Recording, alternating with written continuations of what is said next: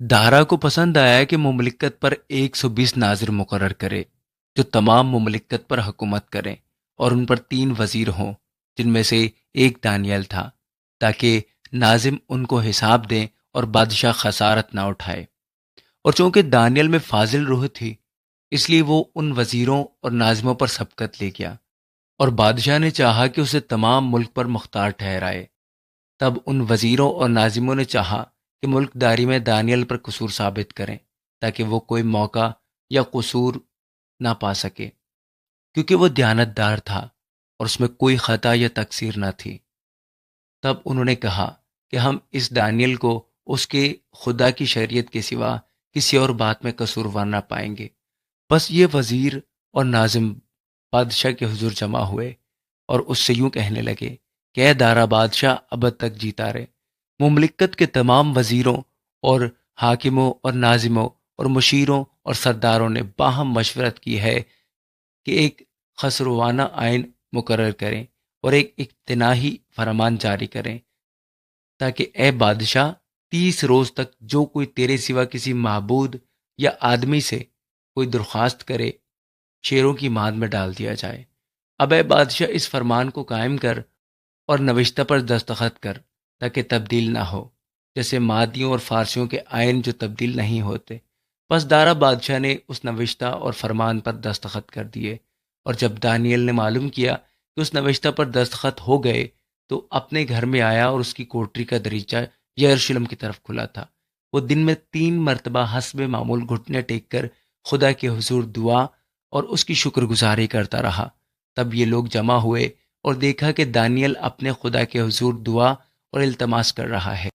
پس انہوں نے بادشاہ کے پاس آ کر اس کے حضور اس کے فرمان کا یوں ذکر کیا کہ اے بادشاہ، کیا تو نے اس فرمان پر دستخط نہیں کیے کہ 30 روز تک جو کوئی تیرے سوا کسی معبود یا آدمی سے کوئی درخواست کرے، شیروں کی ماند میں ڈال دیا جائے؟ بادشاہ نے جواب دیا کہ مادیوں اور فارسیوں کے لا تبدیل آئین کے مطابق یہ بات سچ ہے۔ تب انہوں نے بادشاہ کے حضور عرض کی کہ اے بادشاہ، یہ دانیل جو یہودا کے اسیروں میں سے ہے، نہ تیری پرواہ کرتا ہے اور نہ اس امتناعی فرمان کو جس پر تو نے دستخط کیے ہیں خاطر میں لاتا ہے، بلکہ ہر روز 3 بار دعا کرتا ہے۔ تب بادشاہ نے یہ باتیں سنی تو نہایت رنجیدہ ہوا، اور اس نے دل میں چاہا کہ دانیل کو چھڑائے، اور سورج ڈوبنے تک اس کو چھڑانے میں کوشش کرتا رہا۔ پھر یہ لوگ بادشاہ کے حضور فراہم ہوئے اور بادشاہ سے کہنے لگے کہ اے بادشاہ، تو سمجھ لے کہ مادیوں اور فارسیوں کا آئین یوں ہے کہ جو فرمان اور قانون بادشاہ مقرر کرے کبھی نہیں بدلتا۔ تب بادشاہ نے حکم دیا اور وہ دانیل کو لائے اور شیروں کی ماند میں ڈال دیا۔ پر بادشاہ نے دانیل سے کہا، تیرا خدا جس کی تو ہمیشہ عبادت کرتا ہے تجھے چھڑائے گا۔ اور ایک پتھر لا کر اس ماند کے منہ پر رکھ دیا گیا، اور بادشاہ نے اپنی اور اپنے امیروں کی مہر اس پر کر دی، تاکہ وہ بات جو دانیل کے حق میں ٹھہرائی گئی تھی تبدیل نہ ہو۔ تب بادشاہ اپنے قصر میں گیا، اور اس نے ساری رات فاقہ کیا، اور موسیقی کے ساز اس کے سامنے نہ لائے، اور اس کی نیند جاتی رہی۔ اور بادشاہ صبح بہت سویرے اٹھا اور جلدی سے شیروں کی ماند کی طرف چلا، اور جب ماند پر پہنچا تو غمناک آواز سے دانیل کو پکارا۔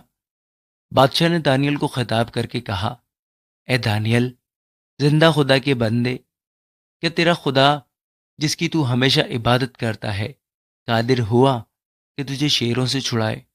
تب دانیل نے بادشاہ سے کہا، اے بادشاہ، ابد تک جیتا رہے۔ میرے خدا نے اپنے فرشتہ کو بھیجا اور شیروں کے منہ بند کر دیے، اور انہوں نے مجھے ضرر نہیں پہنچایا، کیونکہ میں اس کے حضور بے گناہ ثابت ہوا، اور تیرے حضور بھی اے بادشاہ میں نے خطا نہیں کی۔ بس بادشاہ نہایت شادمان ہوا اور حکم دیا کہ دانیل کو اس مان سے نکالیں۔ بس دانیل اس مان سے نکالا گیا، اور معلوم ہوا کہ اسے کچھ ضرر نہیں پہنچا، کیونکہ اس نے اپنے خدا پر توکل کیا تھا۔